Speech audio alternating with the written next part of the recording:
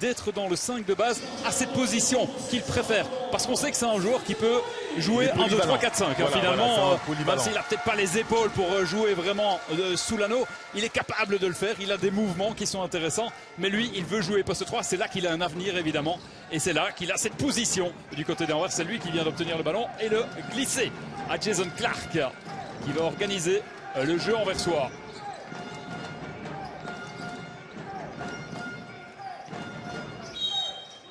Premier coup sifflé.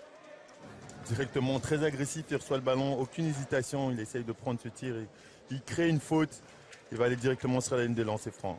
On voit qu'il est défendu par le meneur liégeois et il a un grand avantage de taille et je suppose que pendant tout au long de la rencontre, on va voir qu'on va aller le chercher constamment à l'intérieur au poste bas. Et le premier lancer franc justement du phénomène Hans Weinwein, qui, on le rappelle, évoluait du côté de Limburg United la saison passée. Mais il a vraiment pris une amplitude supérieure, j'ai l'impression, cette saison-ci. Ah oui, tout à fait. Le rôle qu'on lui donne là-bas à Anvers. Ah, ça va très vite côté liégeois, c'est raté. C'est vrai qu'on avait pu les découvrir face à Louvain, cette équipe de Liège. Ça joue en première intention, ça shot très rapidement. Hans Weinwein est dans la raquette, c'est pas mal fait. Et l'excellent mouvement de Moses Kingsley pour aller déposer et inscrire 2 points supplémentaires pour les Anversois. On le disait, le début de match est important pour Liège qui doit absolument rester au contact.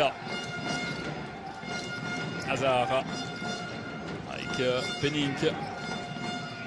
Tyler Larsson, fer de lance de cette équipe liégeoise qui bascule de l'autre côté. La fente de shot, c'est pas mal fait.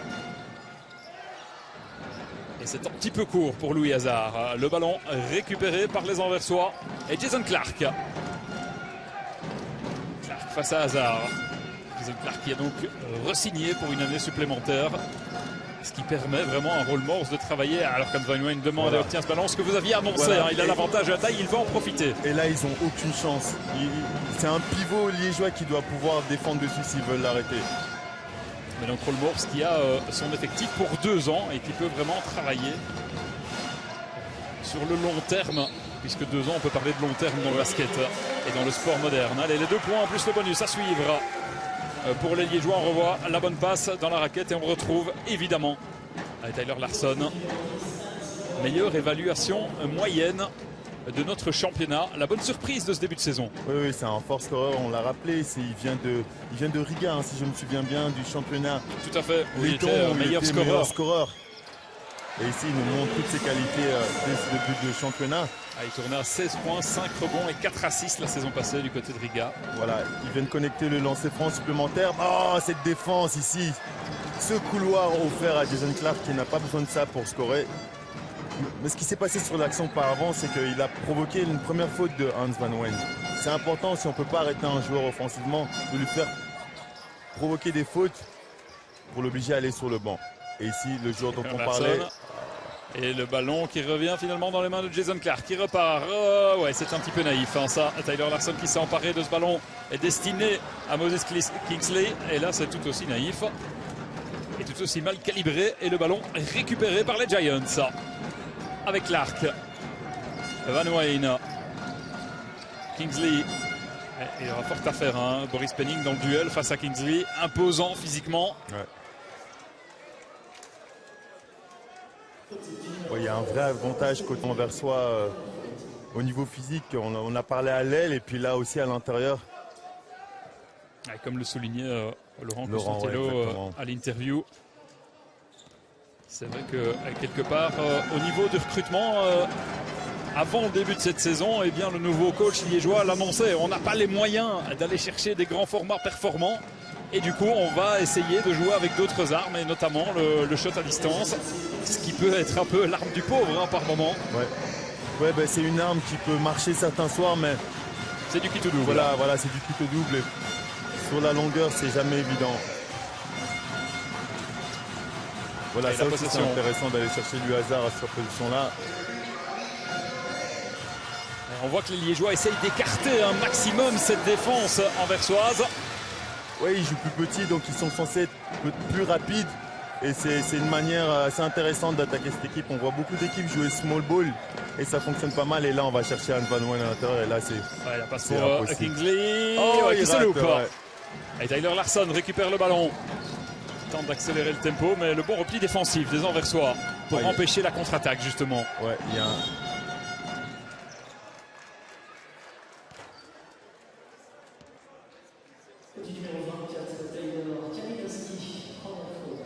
Et on revoit ici l'accélération pour provoquer la première faute.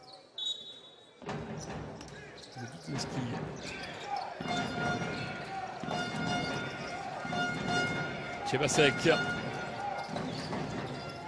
qui ressort pour Penning. Le 3 points, c'est court et c'est récupéré par ce diable d'Hans Van Weyne. On l'a dit, meilleur rebondeur de notre championnat. Et Jason Clark. Face à l'ouest, Clark. Il ne peut pas conclure à l'anneau. On est reparti avec Louis Hazard. Tyler Larson demandait ce ballon. Complètement isolé. Il l'obtient, mais un petit peu tard.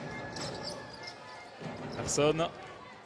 Duel intéressant entre Jason Clark et Tyler Larson. Il y a évidemment beaucoup de talent ce duel-là. Oh oui, bien joué. Petite passe. Et Chebasek qui n'arrive pas à terminer. Et c'est Kingsley qui va récupérer tout ça. Van Weyne. Et le marché de départ. Donc Van Weyne, très justement sifflé par Monsieur Geller.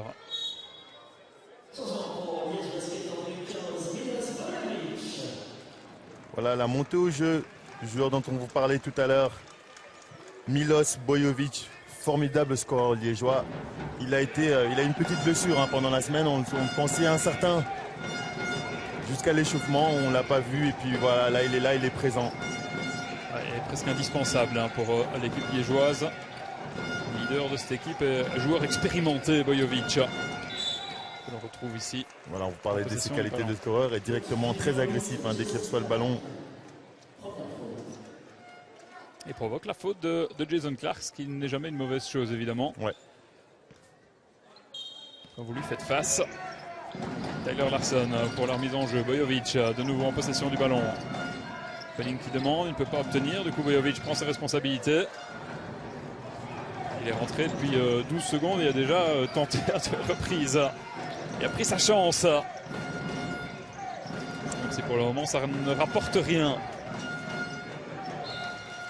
Van Weyne et la bonne défense de Bojovic, qui avait démontré justement, lorsqu'on a eu l'occasion de le voir face à Louvain, d'énormes talents défensifs aussi. Bojovic. Très agressif. Et la possession qui reste anversoise. Avec Jason Clark, la petite passe pour Van Weyne qui ne peut pas remonter à l'anneau. Il ressort bien ce ballon, le 3 points. Non, ça manque de précision. C'est récupéré par François L'Ouest.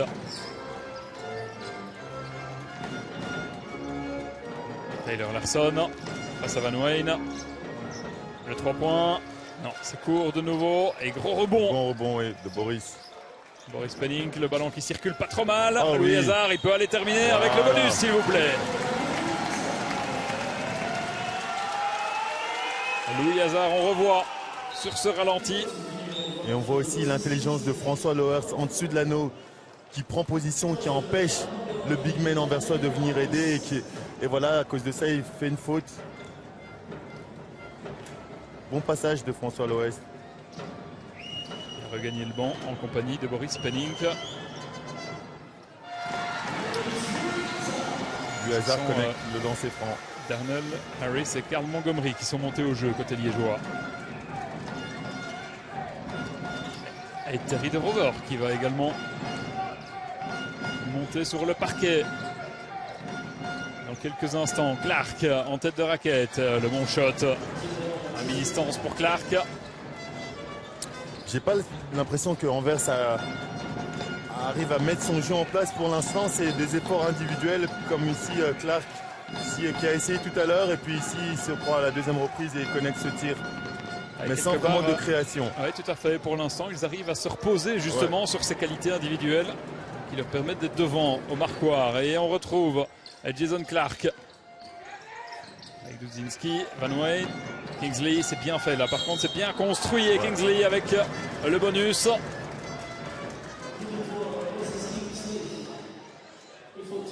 Et c'est là là qu'on remarque aussi tout le talent d'Hans Van Weyne. Ouais, l'intelligence là ici sur cette action. C'est une excellente passe à l'intérieur, il ne force rien et ça fait un assist de plus pour lui. Voilà, il remplit vraiment toutes les feuilles des stats, c'est ce qui explique parfois quand on regarde, c'est comme vous l'avez dit, il est deuxième à l'évaluation, pardon, c'est pas pour rien, c'est parce qu'il est dans tous les compartiments du jeu, que ce soit à la passe, au rebond, au block shot et au scoring. C'est vrai que face à Mons, il avait terminé avec 28 points, 8 rebonds et 9 assists. Hein. Voilà. Énorme, il flirtait avec le triple-double, ouais. Exactement. Allez, en attendant, c'est 8-13 au marquoir et 3 minutes 40 encore à jouer dans ce premier quart-temps. Montgomery qui a perdu un petit peu le contrôle de sa balle mais qui arrive à terminer à l'anneau, main droite. Et les joueurs sont toujours bien dans le coup. Passe de Lee Paris, Dudzinski qui n'a pas réussi à terminer.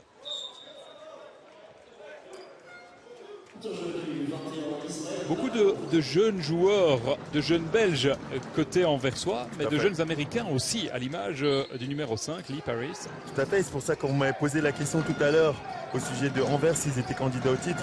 Je parlais de l'expérience qui est quand même importante quand on arrive aux playoffs en fin de saison. Oh oui, regardez cette passe. Regardez cette passe. Service 5 étoiles de Van Weyne. Regardez cette passe. Et Dudzinski qui termine. Dave Dudzinski pour le dunk que l'on peut apprécier au ralenti. 10-15 en faveur des Anversois. Et Denis Dancor qui va bientôt faire son apparition sur le parquet liégeois. Ouais, un autre talent belge, un formidable shooter. C'est quand on voit aussi ces rotations du côté d'Anvers qu'on se rend compte de la richesse du noyau. Oui, ils ont une très riche, mais aussi très jeune. Voilà, la montée de Denis Dancor. On a parlé de Ismaël Bako, qui lui aussi est un formidable talent, qui n'est pas aussi, qui n'est pas encore à maturité, autant à maturité qu'un Heinz Van Weyne, qui lui, je pense, aura encore besoin d'un peu plus de temps avant de s'exiler à l'étranger. Mais je pense que lui aussi a un bel avenir devant lui s'il travaille dans la bonne direction. Et derrière, il y a encore Joris Coupen aussi, Thomas Akiazili qui est parti aux États-Unis et qui est revenu du côté d'Anvers. Mais je crois que Ismaël Bako et Hans Van Weyne sont deux talents qui peuvent être vraiment deux joueurs internationaux de haut niveau. De haut niveau. Ces deux-là, on en a parlé beaucoup cet été.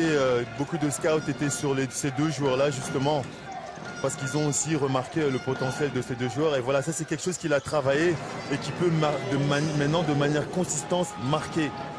Quelque chose qu'il n'avait pas avant, Ismaël Bako. Et bien voilà, Van Weyne à l'assist et Bako à la conclusion. Les deux joueurs dont on vous parlait et le marché ici sifflé à Tyler Larson et le pouce levé de Van Weyne.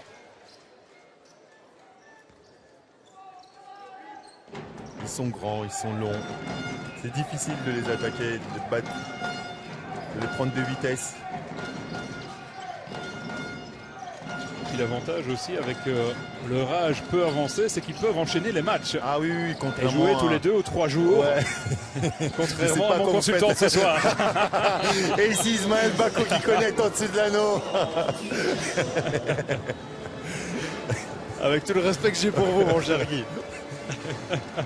Voilà. Et le temps mort demandé par lui. Oui, un petit écart déjà.